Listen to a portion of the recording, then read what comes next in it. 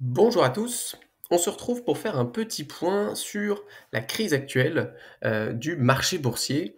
Je me suis mis juste ici pour le fond sur le CW8, donc l'indice de Amundi qui reproduit le MSCI World. Et effectivement, si on regarde la valeur par rapport au 1er janvier 2025, eh bien on est déjà à moins 15% assez rapidement. Et si on prend un petit peu de recul et qu'on regarde effectivement sur les 15 dernières années, on peut voir qu'il y a un drawdown, c'est-à-dire une baisse du cours boursier qui est significative en un très peu de temps, qui est significatif et similaire à ce qu'on a pu connaître en 2019 par exemple, lors du crash du Covid, suite à la situation géopolitique, notamment aux barrières douanières annoncées par Donald Trump aux États-Unis, et donc par une potentielle guerre commerciale qui réduirait assez drastiquement les gains et les profits potentiels futurs de l'ensemble des entreprises, qu'elles soient états-uniennes ou qu'elles soient européennes, etc. Ce qu'on va parler d'aujourd'hui, c'est pas nécessairement d'à quel point, effectivement, si on regarde la courbe, on voit bien que les crises ne sont que passagères et que très probablement qu'elles vont être effacées assez rapidement. Mais l'idée, c'est de comprendre que les crises sont non seulement un non-problème, mais j'irai même plus loin, elles sont une aubaine pour les investisseurs. Alors elles sont une aubaine non pas parce que vous pourrez vous dire ah ben c'est trop bien, c'est une aubaine, le prix baisse donc je vais acheter moins cher. Non, c'est pas du tout mon propos. Je pense qu'il est très difficile d'acheter ici comme il est difficile d'acheter ici, en tout cas plus particulièrement. Si vous êtes en période d'accumulation, bah, bien évidemment vous continuez d'acheter régulièrement et donc vous allez pouvoir lisser votre prix d'entrée à la baisse. Mais il ne s'agit pas de timer le point le plus bas du marché puisque c'est un exercice qui est évidemment très difficile à faire, voire impossible, et uniquement lié à la chance. Mais alors pourquoi les crises sont une aubaine si pour autre chose que juste acheter moins cher? Ce qu'il faut bien comprendre, c'est que aujourd'hui, si vous détenez des actions, si vous détenez des ETF, eh bien vous êtes rémunéré pour un investissement. Et ça peut être intéressant de prendre un petit peu de recul et de se demander, vous êtes rémunéré, on vous donne quand même de l'argent en moyenne. Pourquoi on vous donne de l'argent? Vous allez bosser, on vous donne de l'argent, vous rendez des services, on vous donne de l'argent, vous vendez des services, des produits, on vous donne de l'argent. Mais là, c'est un petit peu différent. Vous donnez de l'argent à une entreprise et on vous en rend plus, de plus en plus. C'est un petit peu un espèce de hack et un espèce de truc dans la matrice. On pourrait se dire, mais c'est trop facile. Et pourquoi c'est trop facile? Ce qu'on rémunère, ça n'est pas votre compétence. Quand vous êtes actionnaire d'une entreprise, vous littéralement vous en branlez pas une. Ce qu'on rémunère, c'est pas non plus votre intelligence, parce qu'aujourd'hui, pouvoir investir, c'est extrêmement simple. Autant à une époque, ça pouvait démontrer, il fallait un certain réseau pour connaître les entreprises, les acheter, etc. Mais aujourd'hui, cet avantage concurrentiel, il est inexistant. N'importe qui, même complètement stupide, peut très facilement s'exposer au marché actions.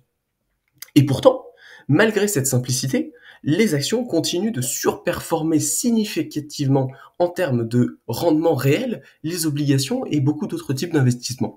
Mais alors pourquoi? En fait, la réponse elle est très simple. Les actions vous rémunèrent parce que les actions prennent un risque significatif.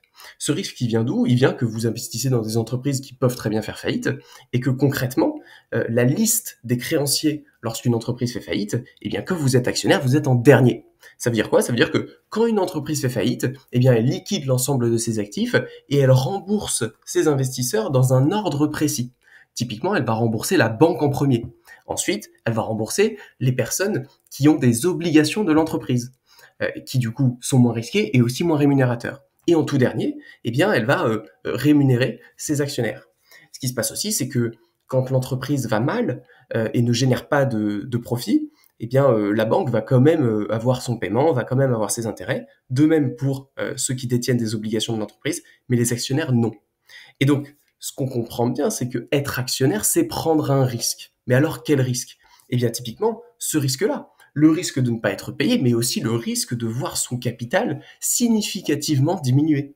Et donc là, ce qu'on vit aujourd'hui, c'est la raison précise pour laquelle, eh bien, en tant qu'investisseur boursier, vous êtes rémunéré au long terme mieux que d'autres investissements. Et donc, ce qu'il faut bien comprendre, si on prend la situation à l'envers, c'est que on peut se sentir mal et on peut se dire ah dommage, la crise elle arrive, c'est pas de chance, je suis en train d'investir, j'ai perdu 100, 1000, 10 000 euros, 100 000 euros. Mais ce qu'il faut bien comprendre, c'est que si cette crise n'arrivait jamais, si cette courbe-là, elle était absolument lisse et il n'y avait pas de crise, en fait, il n'y aurait aucun avantage à investir en actions plutôt qu'en autre chose. Et donc concrètement, le rendement des actions serait eh bien, le rendement sans risque. Et donc le rendement sans risque, concrètement, c'est quoi? C'est un rendement qui est égal à l'inflation. C'est un rendement qui vous permet de vous protéger un petit peu de l'inflation, aujourd'hui peut-être de 2%, mais pas plus. Et donc ça n'est pas un rendement qui permet de vous enrichir. La source même de votre enrichissement potentiel via l'investissement boursier se situe précisément dans le risque intrinsèque du marché qui est lié aux actions boursières. Et donc, à chaque fois qu'il y a une crise, finalement, c'est la réaffirmation de pourquoi les actionnaires gagnent plus d'argent que les personnes qui détiennent des obligations, que les personnes qui détiennent des bons du trésor et ce genre d'investissements qui sont à capital garanti. C'est à chaque crise que les actionnaires réaffirment leur besoin d'avoir une performance supérieure parce qu'ils prennent ce risque en particulier. Et donc, la prochaine fois qu'il y aura une crise, et si cette crise dure, peut-être qu'elle durera dans le temps, un petit peu comme en 2022, où pendant à peu près un an, on a flotté un peu plus, peut-être qu'elle durera plus longtemps, peut-être qu'elle sera beaucoup plus violente, peut-être qu'on va descendre pas à moins 15, mais peut-être qu'on va descendre à moins 30, à moins 45, à moins 60%. Mais il faut bien comprendre que chaque fois que ce risque se matérialise dans la réalité, eh bien, c'est la raison précise de pourquoi les investisseurs surperforment sur le long terme. Et donc, c'est en ça que les crises sont une aubaine. Les crises sont la source première de rémunération des investisseurs boursiers. Le jour où les crises ne sont plus, les investisseurs boursiers ne surperformeront plus les investisseurs qui investissent dans des investissements qui sont à capital garanti et qui ont des rendements qui globalement ne sont pas supérieurs à l'inflation. Donc, j'ai envie de dire, embrassons les crises, acceptons-les pour ce qu'elles sont, c'est-à-dire la raison même de notre enrichissement. Je vous remercie d'avoir regardé cette vidéo et je vous dis à ciao pour la prochaine.